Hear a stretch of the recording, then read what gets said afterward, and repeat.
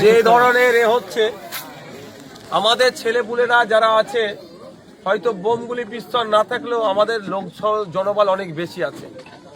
দল বেঁধে গিয়ে তুলে নিয়ে এসে পিটাবার মতো লোক আমাদের আছে। এরা প্রস্তুতি নিয়েছিল, কিন্তু আমরা বারণ করে দিয়েছি, আমরা হিংসায় যাব না। কিন্তু কতদিন ধরে এই ধরনের চলবে? এটার একটা বন্ধ হওয়া দরকার। এটা আর না। আমরা পুলিশের দ্বারস্থ হয়েছি, পুলিশের কাছে অভিযোগ করেছি। পুলিশের পক্ষ থেকে সদার্থক ভূমিকা না নিলে আমরা আইনের মাধ্যমে পরের স্তর আমরা কোর্টে যাব।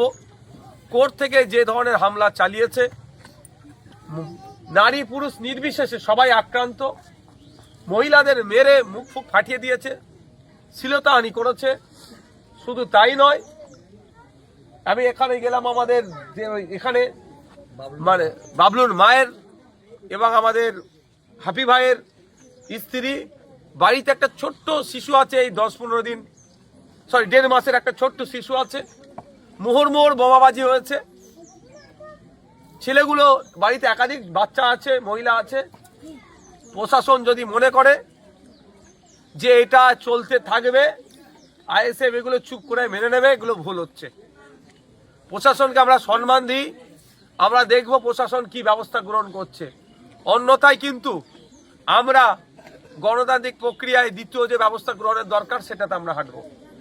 মারতে মারতে কথাও বলেছে যে অভিষেক ব্যানার্জি নাকি তাদের বলে দিয়েছে, কথা বলেছে। তাহলে এর দায়িত্বভার তাহলে কি অভিষেক ব্যানার্জি নেবেন? নিশ্চিতভাবে অভিষেক বাবুর কাছে ভিডিওটা পৌঁছাবে। যদি এই ধরনের কর্মকাণ্ড আগামী দিনে করে, তাহলে কিন্তু এর জবাব আমরা নিশ্চিতভাবে কোন কোন ভাষায় দিতে হয় গণতান্ত্রিক প্রক্রিয়াতে আমরা কিন্তু ভালো জানি, আমরা কিন্তু দিয়ে দেবো, এটা বলে রাখছি। অভিষেক বাবু, আপনি ভাঙড়কে উদ্ধার করতে চাইছেন, তার কি তার নমুনা এটা? আমি অভিষেক বাবুর কাছে প্রশ্ন করতে চাই যে আপনি মুখে গণতন্ত্রের বুলি আওড়াচ্ছেন, নির্বাচন কমিশনের ওখানে গিয়ে গণতন্ত্রের পাঠ পড়াচ্ছেন, আর আপনার নাম নিয়ে ভাঙড়ে মহিলাদের উপর আক্রমণ চালাচ্ছে, শিশুরাও আপনাদের দলের কুলাঙ্গারগুলোর অত্যাচারের শিকার হচ্ছে। আপনি যদি চুপ করে এটাকে মেনে নেন, তাহলে কিন্তু আপনি যে কথা গণতন্ত্রের বুলি আওড়ান, দ্বিতীয়বার এগুলো বলবেন না। আপনি মানে নেবেন কি নেবেন না সেটা আপনার ব্যাপার, আপনার রুচি কোনটা সেটা আপনি পরিচয় দেবেন। কিন্তু আপনার নাম নিয়ে, অভিষেক বাবুর নাম নিয়ে এখানে হামলা চালিয়েছে। এবার অভিষেক বাবু এই বিষয়টা কি করছে সেটা দেখার বিষয়। উনি না দলের এই কুলঙ্গারগুলোর ব্যবস্থা কি নেবে না নেবে।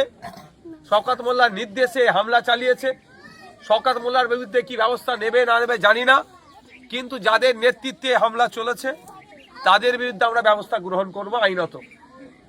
আজকে পুলিশ ডেকেছে আমাদের নেতৃত্বদেরকে, তারা যাবে, কথা বলবে।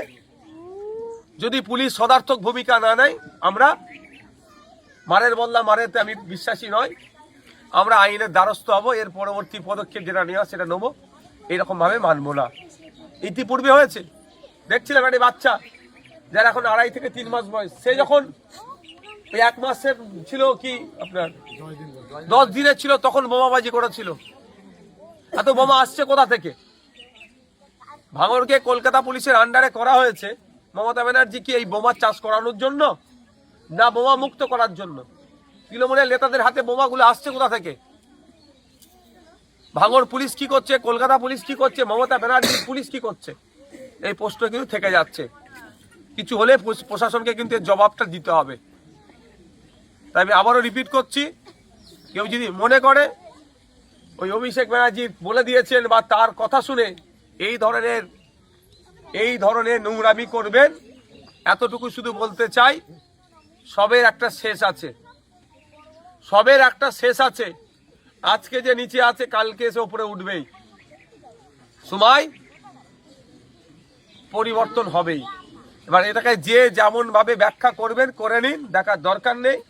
আজকে পুলিশের আন্ডারে আছে, কালকে নির্বাচন কমিশনের আন্ডারে যাবে, পরশুদিন আর্মির আন্ডারে যেতে পারে, পাট থাকলো।